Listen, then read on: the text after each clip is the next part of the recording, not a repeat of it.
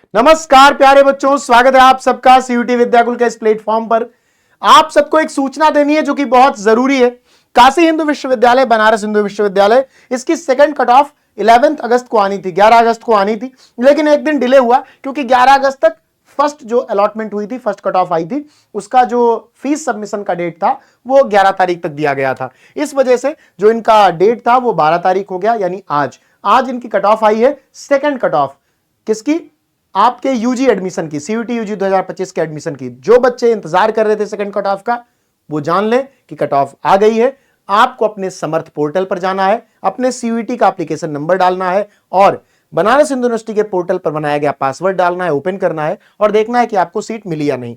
या वो बच्चे जिन्होंने फर्स्ट कट ऑफ में सीट एक्सेप्ट कर ली थी और अपग्रेड के लिए एक्सेप्ट किया था, यानी अपग्रेड के लिए फॉरवर्ड किया था, आगे बढ़ाया था, वो भी जाके देख लें कि उनको अपग्रेड होकर के नई सीट मिली या नहीं, या फिर वही सीट रह गई है। ठीक है, तो यहां पर जैसे आप आओगे एडमिशन वाले कॉलम पे, जो आपकी आदत पड़ गई होगी, मुझे लगता है लगभग सभी यूनिवर्सिटीज का याद हो गया होगा आप लोगों को चेक करते करते।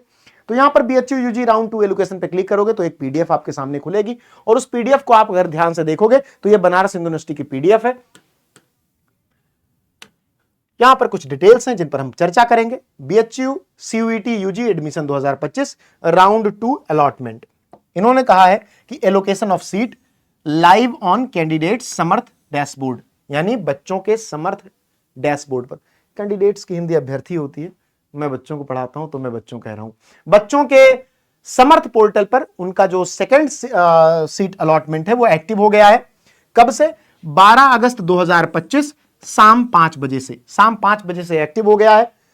फीस पेमेंट की डेडलाइन क्या है? फीस पेमेंट की डेडलाइन है 14 अगस्त 2025 रात 11 बजे तक। 12 बजे तक है लेकिन मैं 11 बजे तक कह रहा हूं, 1 घंटा पहले ही कर लो, ज्यादा ठीक है। कैंडिडेट्स पे fees online through the payment link on their Samarth dashboard. ठीक है, आपके समर्थ के समर्थ पोर्टल पर जो डैशबोर्ड है आपका, उसके आगे ही पेमेंट का ऑप्शन दिखेगा, उस पर जाकर आपको फीस पेमेंट कर देनी है। अगर आप फीस पेमेंट नहीं करते हो तो आपकी सीट एक्सेप्ट नहीं मानी जाएगी। बहुत सारे बच्चे ये सोचते हैं कि मैं अपग्रेड करूंगा, जब तक फीस पेमेंट नहीं करोगे अपग्रेड नहीं होगा, बिल्कुल नहीं होगा। दूसरी बात, अपग्रेड करने से पहले फीस पेमेंट करना है। अगर तुम्हें फीस पेमेंट करके अपग्रेड नहीं करना है तो फ्रीज कर लेना कि भैया अब हमें आगे कुछ नहीं करना, हमें यही सीट चाहिए।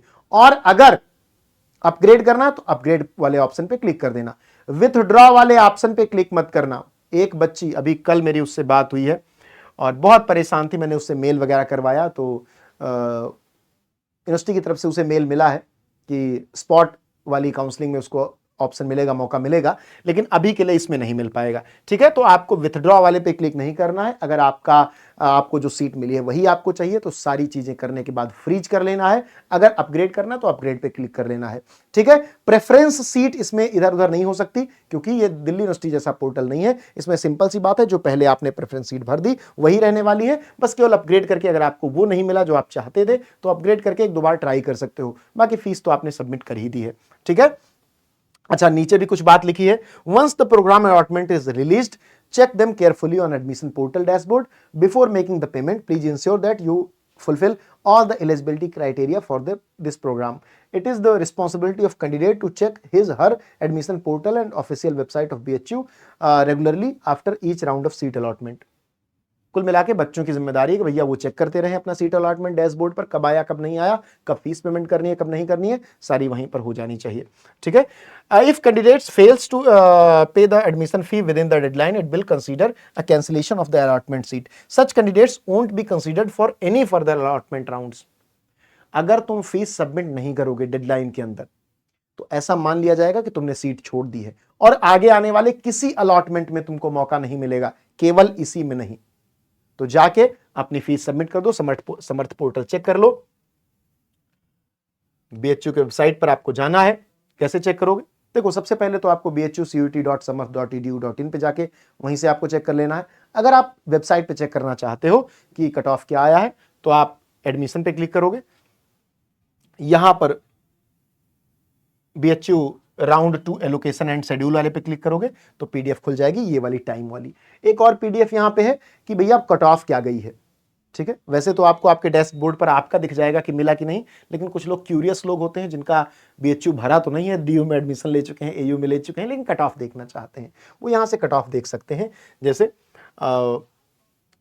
आर्य महिला पीजी कॉलेज का एससी का 167 गया है, 168, ओबीसी का 227, जनरल का 229, ईडब्ल्यूएस का 247, एसटी का 189। यहां पर सब्जेक्ट्स अलग अलग लिखे हुए हैं, उनके अकॉर्डिंग आपका गया हुआ है, तो इसको आप चेक कर सकते हो। इसको चेक करने के बाद अगर आपकी क्यूरियोसिटी है, वैसे तो आपके डैशबोर्ड पे आपका अपना सीट अलॉटमेंट दिख जाएगा, दूसरे का देखने की जरूरत नहीं है। अपने से मतलब रखो, ग्रेजुएशन करो, आईएएस वाईएएस बन जाना, तो समाज का ध्यान रखना, ठीक है। तो सभी लोग जाओ चेक करो, और कोई प्रॉब्लम होती है तो आप हमें मैसेज कर सकते हो, आप हमें बता सकते हो। मिलते हैं नेक्स्ट क्लास में, धन्यवाद।